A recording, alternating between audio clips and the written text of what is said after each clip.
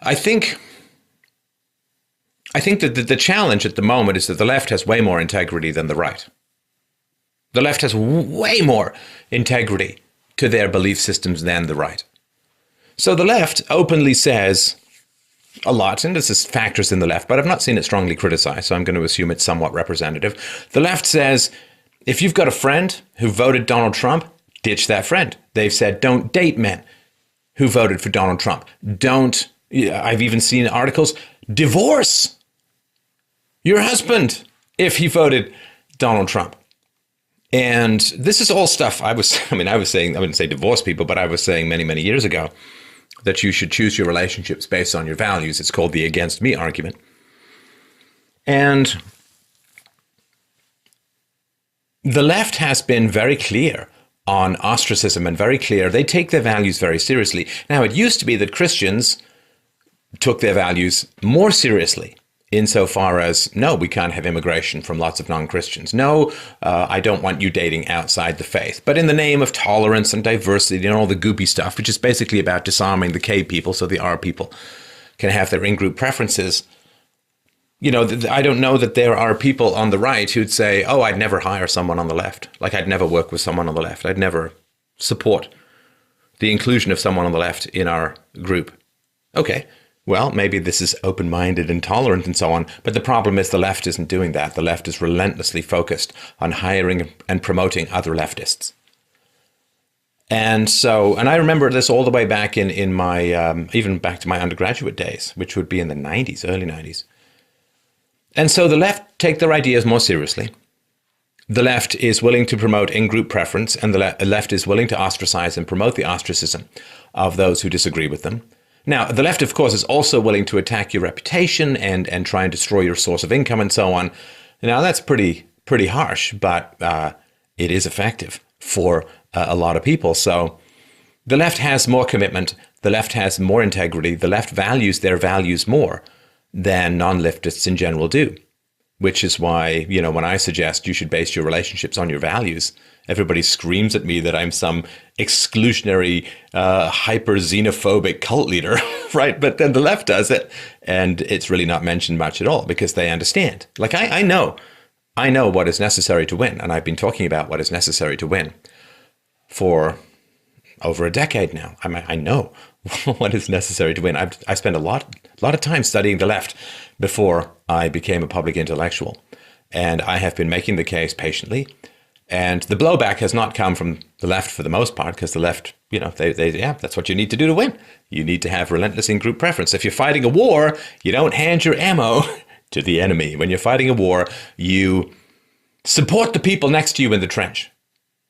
When you fight the war, you make sure that your guns are aimed the right way, all metaphorically speaking, of course. So I know and have known for many, many years what is necessary to win. And I have made the case very publicly of what is necessary to win. And I've received a lot of blowback from people who are losing to the leftists who know how to win.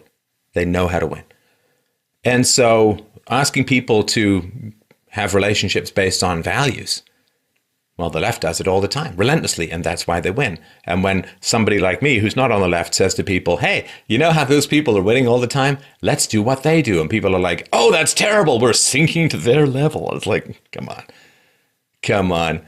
If you're at the Battle of Agincourt and suddenly they've got longbows, what do you say? Well, we can't use longbows because then we're sinking to their level. And you're not sinking to their level. You're rising to victory. You're using what is necessary to win. This goes all the way back to objectivism, all the way back to what I read as a teenager. Ayn Rand had said, in any conflict between two positions, the most consistent one will always win. Is the left consistent? Yes, they are. Do they have relentless in-group preferences? Yes, they do. Do they use every method, both legal and illegal, sometimes mostly legal, to attack people they disagree with? Yes, they do. Are non-leftists going to lower themselves to that standard in order to win? Like, I'm sorry, it's what wins. I don't know what it means to say lower yourself to someone's standard. It just means, do you want to win or do you not want to win? And the left has been winning pretty relentlessly for the past 100 years. And either we're going to learn the lessons about what wins, then apply them, have relentless in-group preferences, and ostracize those who want us dead. Like, don't kid yourself. The leftists, if they get the power, this is what they do. They line people up and they blow the backs of their fucking heads off and put them in shallow graves by the millions. This is what they do. It's how they roll, or it's rather how your head rolls when they have the guillotine switch. So it kind of pisses me off. Maybe this is one of the reasons why I'm feeling a bit crabby tonight, which is fine. It's fine to be crabby. But it kind of pisses me off. And this is why I did a big rant in the wee hours last night on Roy Moore. It kind of pisses me off what I've been saying for many, many years, exactly what needs to happen in order to win. And people are claiming that there's some high ground that they're taking. They're claiming, oh, well, we have to do it the right way. We have to, like, no, you don't win a war the right way. You win a war, you lose a war. That's it. You win the war, you lose the war. And whatever helps you win that's legal is the right thing to do. And it's not that much more complicated. There's no such thing as graceful losing. I mean, if you win, then it means that you save the leftists from themselves too. I mean, if the leftists win, they'll eat their own. You know, the leftists won in Russia, the leftists won in China, the communists and so on. I mean, half the people, or 3/4 of the people sometimes who fought for the revolution ended up getting shot in the back of the head and dumped in a shallow grave. You're saving the leftists from themselves in the same way that a tough love intervention saves an addict from himself. They are out of control. They are addicted to power. They need an intervention. And people can say, well, we don't want to do it their way. It's like, but their way wins. Their way works.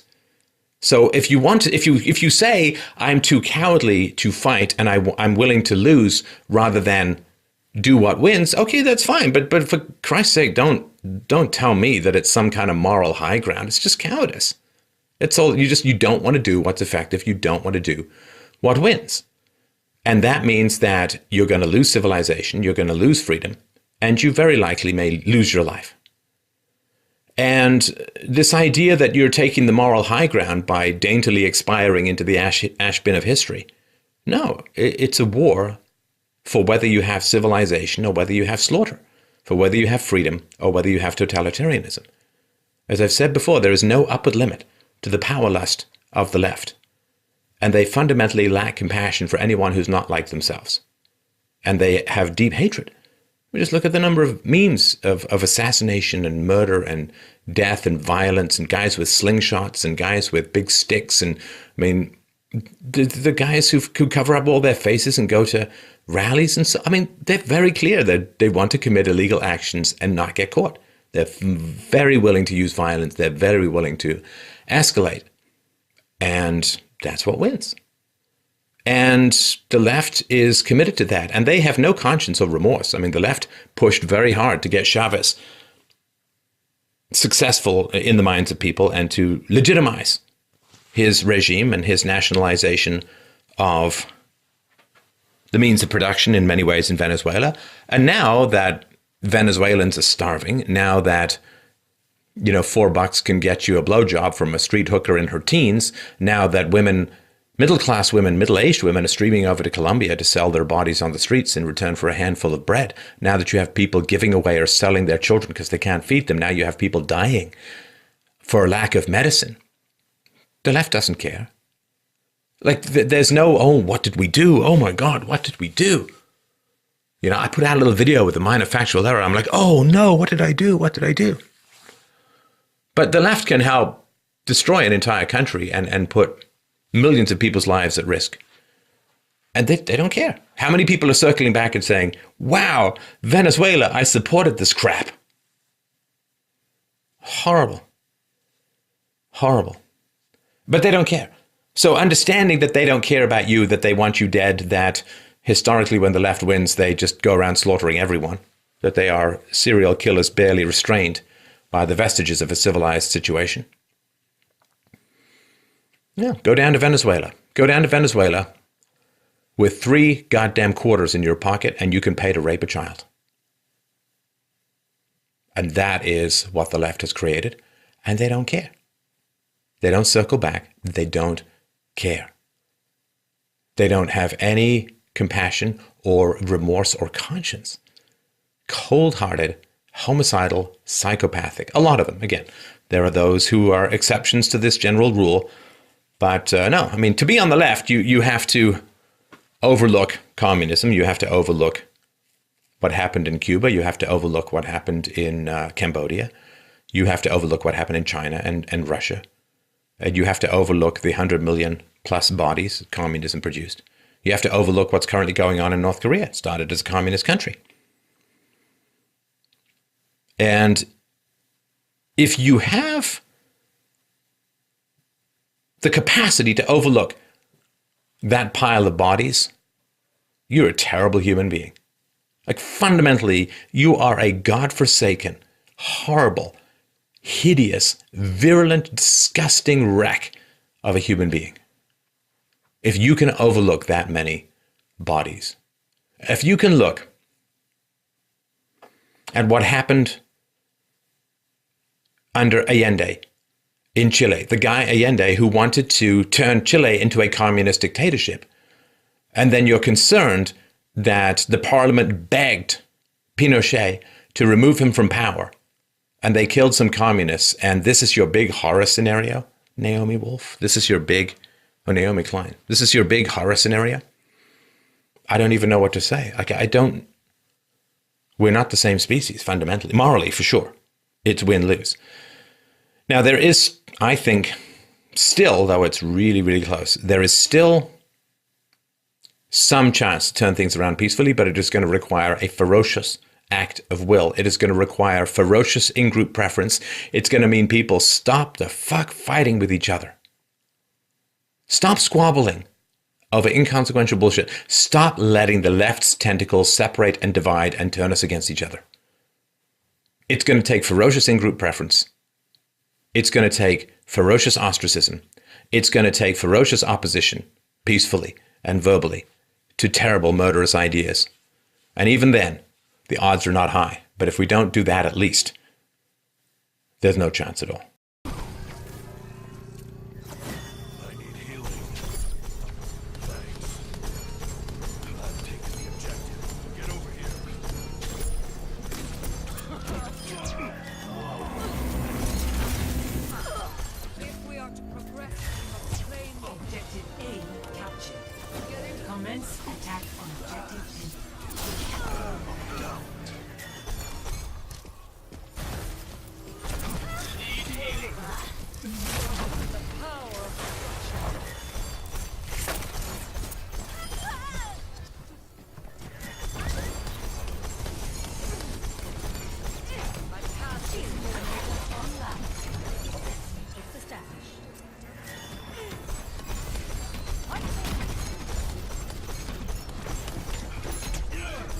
Experience tranquility.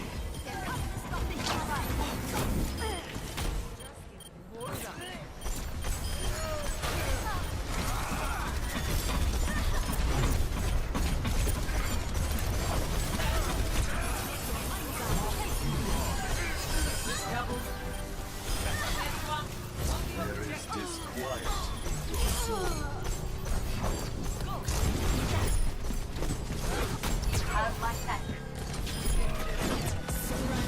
My will. Thank you. Victory.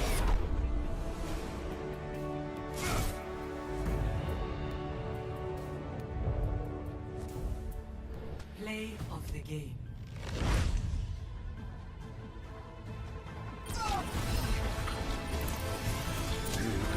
敵を食らう！